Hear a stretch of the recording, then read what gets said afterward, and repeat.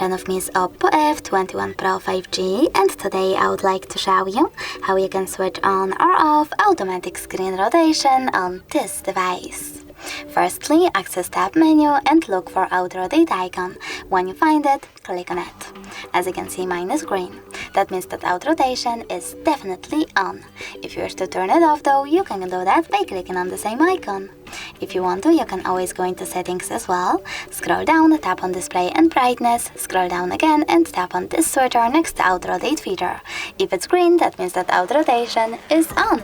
In order to turn it off, just click on the same switcher. Thanks so much for watching. If you enjoyed this video, leave a like, comment and definitely subscribe. Bye!